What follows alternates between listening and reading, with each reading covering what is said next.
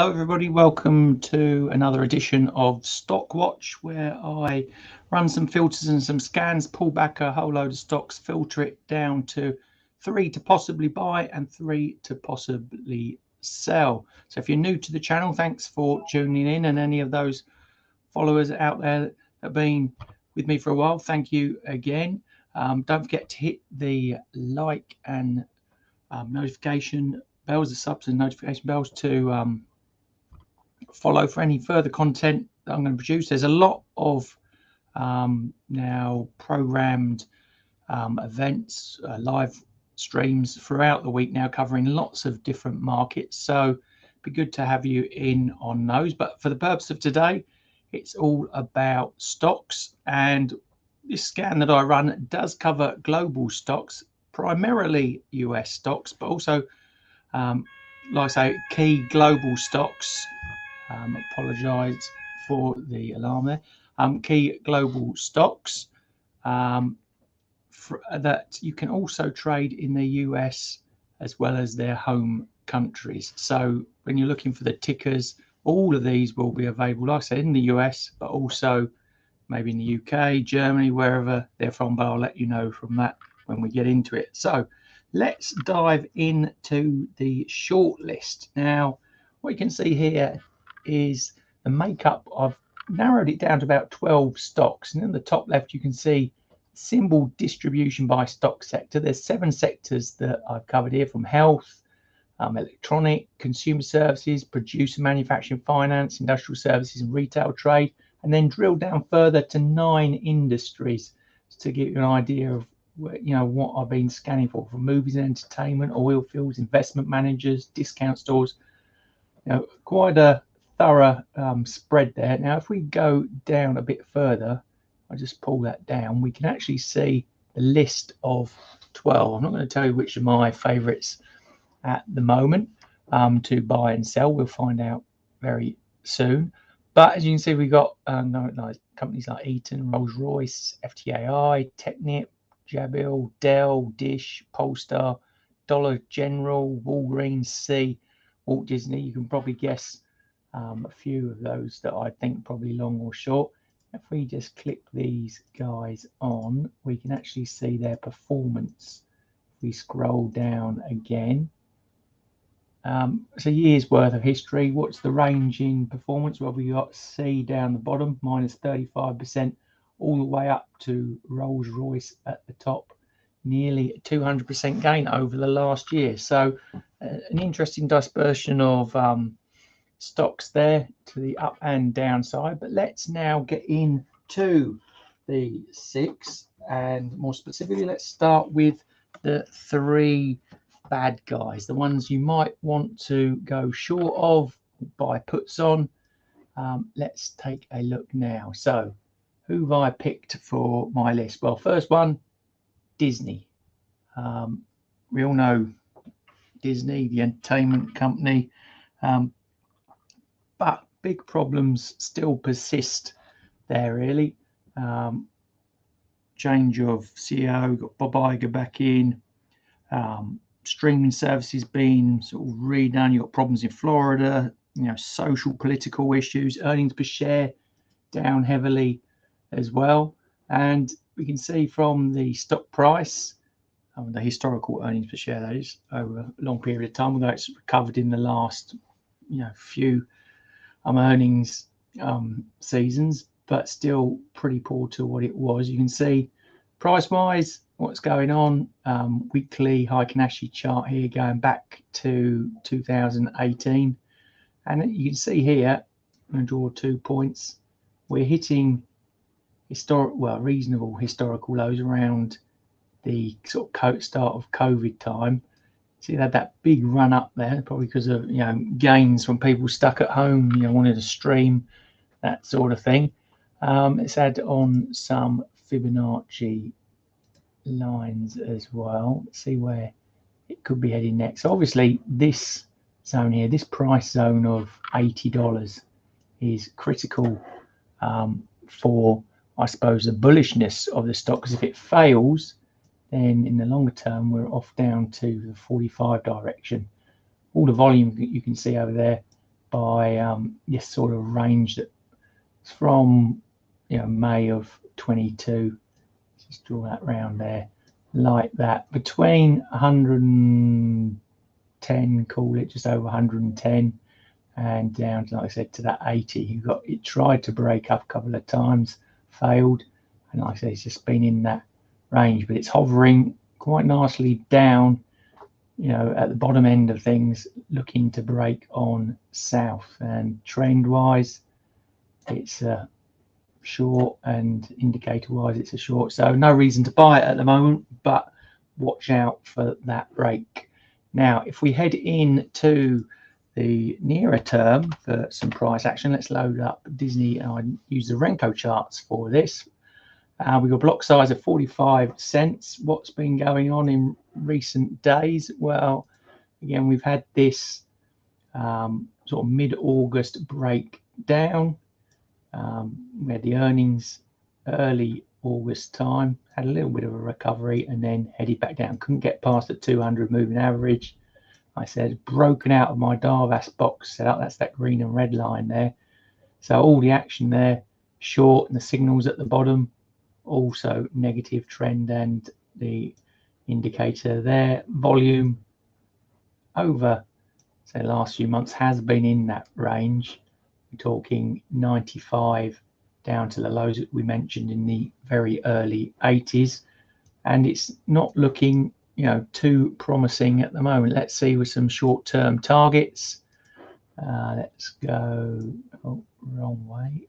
Let's go this way. There's a high, there's low. We're looking for downside potential targets if we are bearish. 75. Let's just zoom that out a bit. Then we've got 75, then we've got 72, and then we got down to 67. Upwise, we're talking that 38.2% line around those sort of high zones in the early 90s, but at the moment looks very weak for Disney. So let's move on to my second choice, and that is a company called SEPT'23. Now these guys are headquartered out of Singapore. Like I said, you can trade them there, you can trade them in the US. What are they? They're a consumer internet based company. They do digital entertainment, payments, financial services, very big in Southeast Asia. But as you can see from the chart, haven't been doing particularly well. Let's just measure that fall off in the share price there, to the lows, which we're now seeing. It's a 90% fall in the price. That's massive. Like I said, we're looking for that breakdown into this zone. Let's put on the Fibonacci's. Let's go from there to there. Where could it be heading next? Let's just draw that down. Well, it's really not that encouraging. Let's zoom in a bit. We're down around the 30s at the moment, but we could quite easily see it slipping all the way down to like $10, even just under that, $7-8. So not looking very good there. Trend in the longer terms down. We've just got a little bit of bullishness creeping in at the moment, which we'll probably see in the Fibonacci, the Renko charts. But in terms of price action there, we saw the run up, maybe COVID related, lockdown related, again a bit like Disney, who knows, but really nasty sell off, a lot of sideways action. Not really breaking that 85 mark, but again like Disney, tried a few times to get up into this sort of mid-100 zone, but failed, and looking likely to break down further. So let's drill in to some near-term action. Let's load up C, and there you go. It's the same sort of thing again. We've got price under that 200 moving average. It bounced on down. It's been trending on down since end of July. Where could it be heading next? Let's draw on some Fibonacci's for a potential downside move in the shorter term. What are we looking at? Well, I think we've got, if it breaks that area there, mid 35s, that low, and we're talking maybe down to the early 20s and then into the early teens. So not looking good. Got a lot of volume building up at this level, which I've noticed, these price levels. Then you've got that arc up to that next zone around about, you know, the $60. So if it can break through here, it might move quickly back up to, you know, that level. But, you know, with the longer term trend, state of the company, fundamentals, you know, it's more likely to be pushing on down into this zone. Right, so final one that you might want to be thinking about buying puts or going short of is, let's load them up. Ticker is WBA. You've all probably heard of them. It's Wool Green Boots Alliance. Now over here in the UK, we're very familiar with the Boots brand. Very big in the US. I suppose they really don't need any introduction. You know, healthcare, pharmacy, retail, about 20 billion market cap. I've seen the CEO out recently, and earnings per share is down, slow growth. Again, a sorry looking picture. That trend down quite heavily, at lows at the moment. Trend negative, short term negative. Let's draw on some Fibonacci, see where we could be targeting, because at the price at the moment, early $20 range. Let's take there to that high that we saw in 2018. Scroll it out a bit, and a longer term gain. Obviously, we can't go negative. We're talking back down in this, you know, $20 to $5, so it's really not looking good. Obviously it hasn't played in that zone yet, so we haven't got any volume there.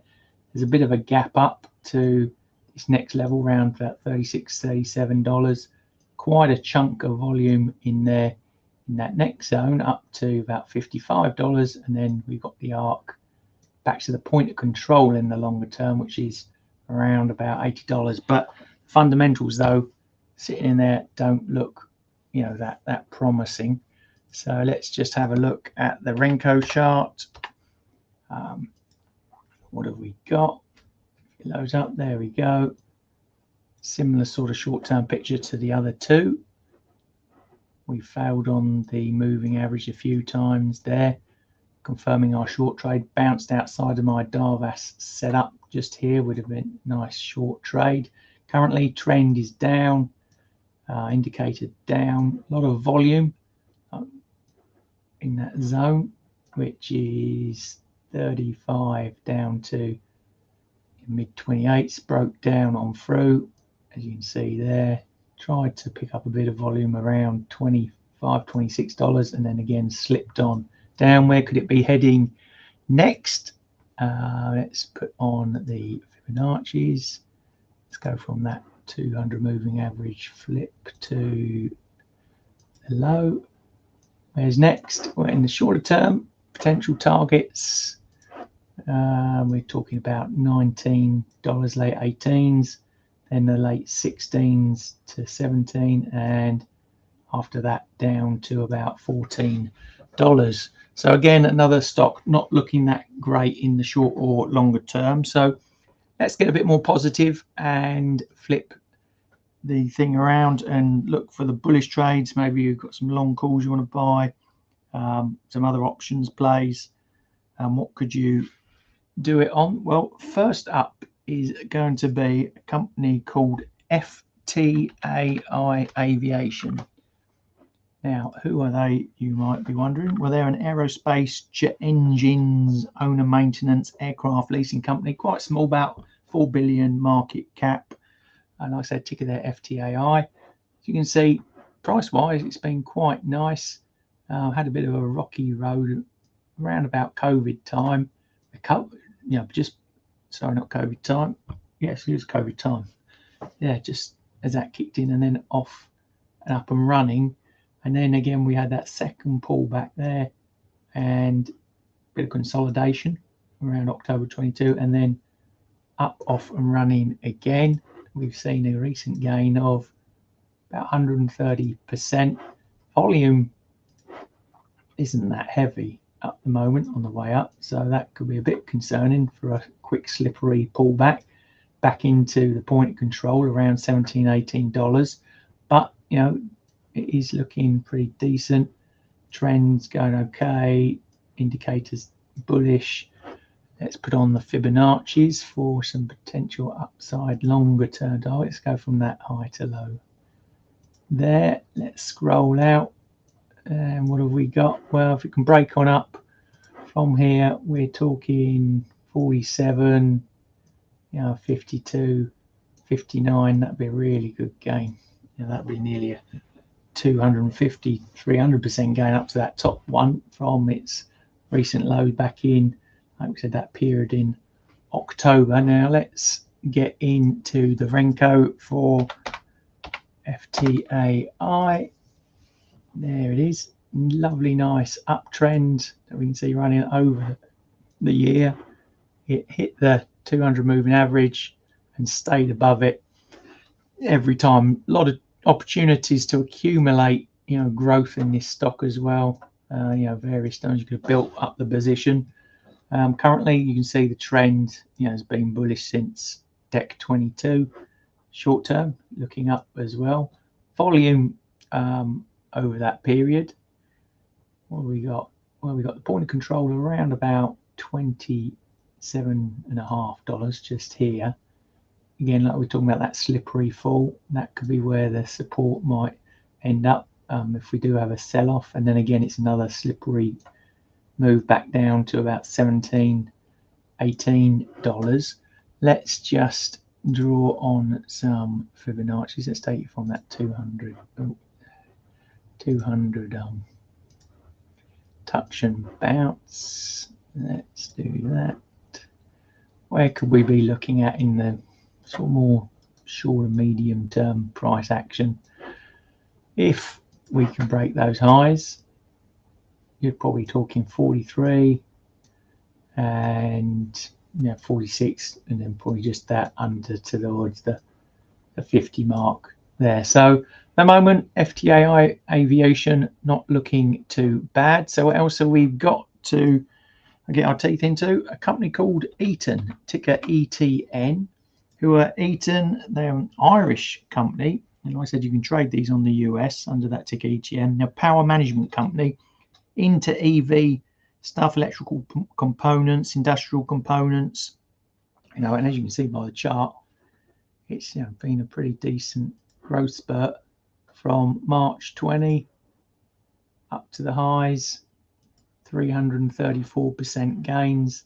Similar chart pattern actually to, you know, our last guy, where, you know, you had that run up, then the pullback, and then the growth again. Volume, point of control, way down here at about $80. Currently trading at $230, $235. So way up there.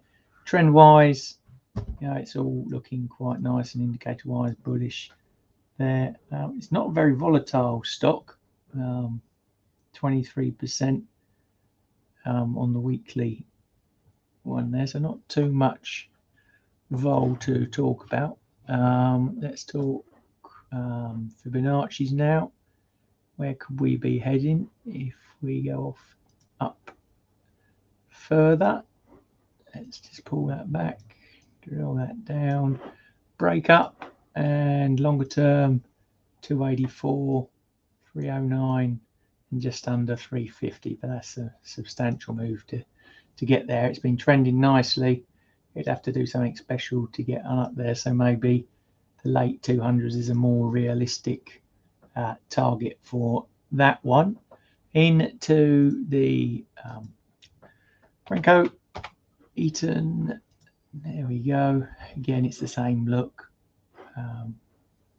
Had this noise around the 200, and then so it's just grown since that time in October 22. Trend wise, it's been bullish since April of this year. Got some short term upside now as well, and again, plenty of chances to build up the position on the Davos breakout there.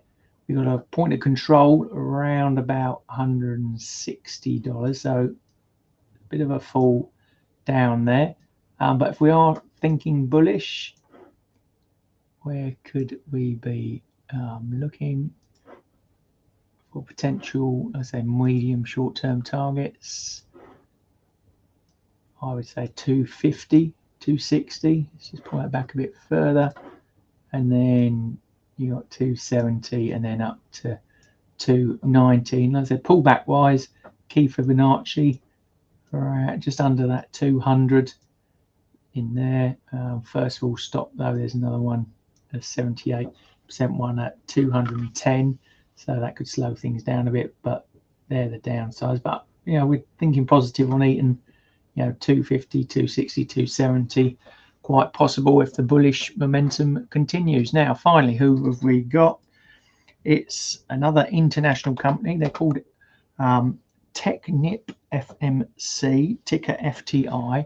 They're actually a UK company. Again, you can trade them on the US stock exchange under the ticker FTI. What do? They're an energy sector company, subsea and surface products, I say tech services systems. They manufacture, design, develop stuff for the crude oil, nat gas. Well, global company, about 9 billion market cap. And this one's a bit of a different chart because we can see, you know, this big fall off in the price to the lows in March of 20, and then the recovery, which in terms of percentage from that low is a really whopping 570%.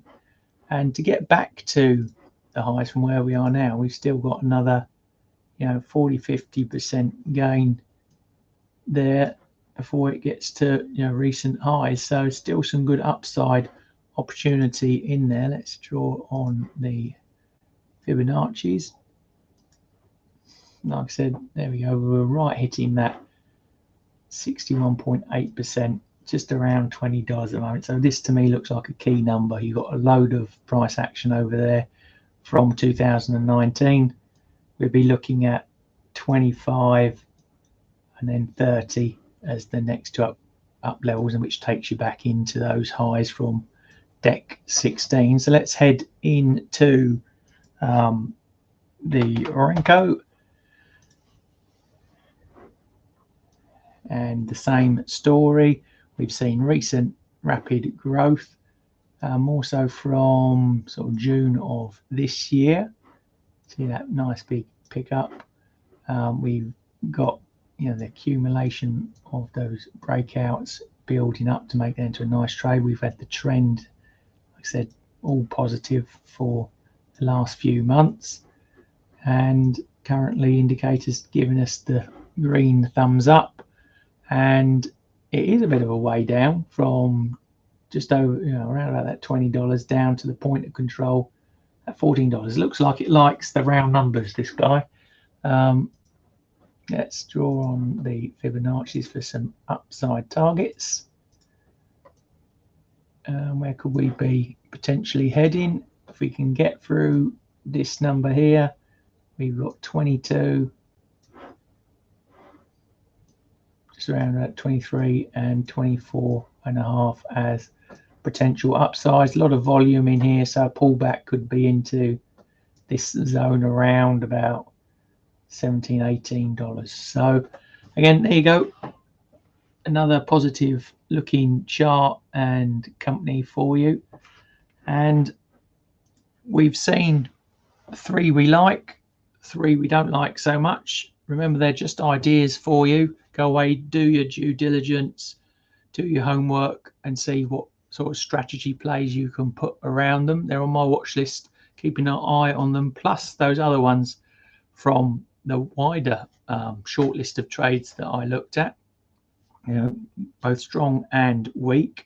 So I hope you found that useful. Like I said, we've got a lot of scheduled events, live streams coming up throughout the week now on different markets. So don't forget to subscribe and hit the bell buttons to receive further notification of any of those live streams coming up. Lots of other great content on the channel as well. So all that's left for me to say is thanks for watching. Good luck with the trading, and I hope to see you very soon.